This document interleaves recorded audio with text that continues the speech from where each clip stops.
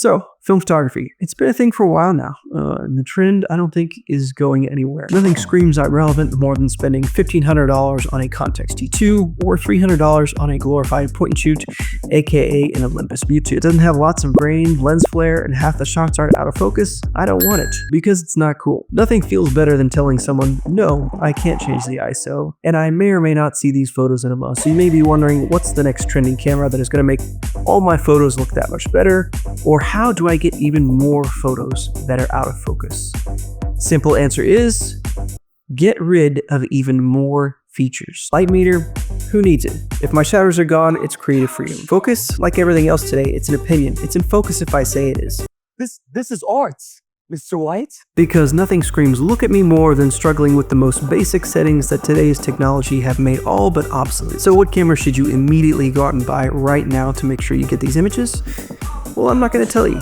But once you have, and your love for the first half of that roll of film has become hatred for the second half as your camera sits there in what now has become a glorified paperweight, continue on with this video. This is the LD light mirror / rangefinder, and I'm a big fan of this for a few different reasons. This incorporates both a light meter and a distance meter into this tiny little compact cold shoe mounted device. I shoot a good bit of film, and I have more film cameras than I should probably admit to, but that's part of the reason I got into film photography, is to try different things and just force me to think a little bit differently. So in doing that, if I find a good deal, I end up purchasing a camera, and so I have a lot of cameras that don't have autofocus, cameras that don't have a focus screen, don't have light mirrors, a lot of cameras that have a busted light mirror. Or if we're using a camera that genuinely doesn't have these features because of age, then sometimes I still want those features. Whether it be to test the features of a camera to make sure that they still work, or to substitute for a camera that doesn't have certain features,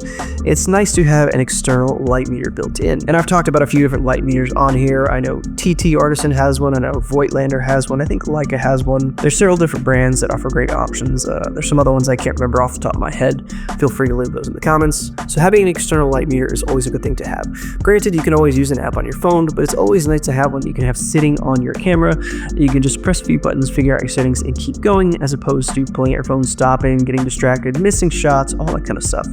And for me, I always like to have one with me. They're compact, they're easy to carry around, they don't take up a lot of space, they don't weigh a lot, they're very simple to use. So a perfect example is the Goodman Zone camera. I did a video on that years ago where I built it. Basically, it's a 3D printed housing with a Mamiya Press front lens and then a RB67 120 back on the end of it. And it's just a centerpiece that is a 3D printed housing. I really enjoy it, but the downside of that is your focusing and your leaf shutter are on the lens of that camera. It is a zone focusing camera, so you have to guess the distance at which you're shooting your subject. Now, granted, if you're shooting somewhere between f9 and f11, s16, it doesn't really make a huge difference as long as you're in the ballpark. You're going to have an image that's in focus. However, if you're shooting at a lower f-stop and you're not quite sure what your distance is, it's always nice to have a little help knowing your distance.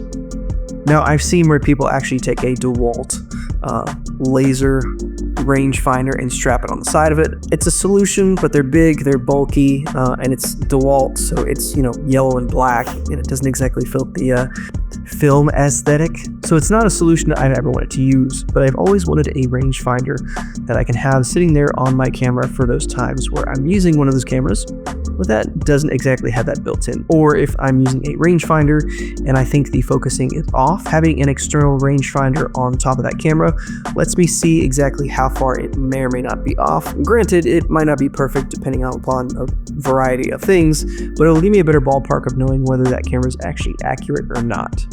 And that is where the LD light meter comes in. There is a lot of cool stuff about this little thing. I've used a few different external light meters, and they're great. I really like this one though. I think this is like aluminum. It's pretty sturdy. USB-C charging. Now that's awesome. I know some other ones that I've used require little wash batteries or whatever. If I could have everything just be one USB-C charging cable, that would be great. It's very easy to use. There is a switch on the side. You can turn the laser on and off, which is very convenient because in today's world, you don't always want to be pointing a laser around at a lot of things. So having that ability to turn it off, always a good thing. See that? Yeah? No? Yeah? Yeah. It's pretty cool. Cold shoe mounted with springs. That is a plus. A lot of cold shoes are different sizes, so having a spring tension so that it sits securely on any camera you put it on. I've been using this mainly lately in my Rolly 35. I've been shooting a lot with the Rolly 35. I like it. It's really compact, simple, great camera, great lens. I just love the Rolly 35. Of course, I'm using the old school Rolly 35 and not the newer Rolly 35 that has been released. You have your laser and your light meter. Works great. No complaints. I've been using it for months now. Awesome little device. I love it. And then there's just a dial on the top and then a little button on the back. The little button on the back, it's a little loose. I don't like that necessarily. I mean, it doesn't automatically press. It's responding every time I press it. Haven't had any issues. The wheel on top, I like the wheel because it clicks. It is not a stepless, as you would say in the cinema world, with your f-stop. This clicks every time, so I know when I'm changing a setting that it's actually changing, and I'm not going to have any issues there, and then I can just double click and switch and change my f-stop. Also, there is a attachment you can put on the side here to magnetize this bad boy. The packaging of this was awesome. They actually sent me a nice little strap, kind of like the Peak design setup. It's very similar in that aspect, and it's great. It looks awesome. Quality looks great. They also sent me a Hasselblad strap with the same thing, the Peak design, removable little hooks so you can easily put it on and off. Everything so far, the straps, this light meter have been great. The accessories that come along with it, I've been pretty pumped about. And so this is going to be kind of a permanent fixture in my bag. I mean, look how small it is. It takes up no space whatsoever. It's super small. Throw that in your bag next to your roll film. It takes up less space than a roll film.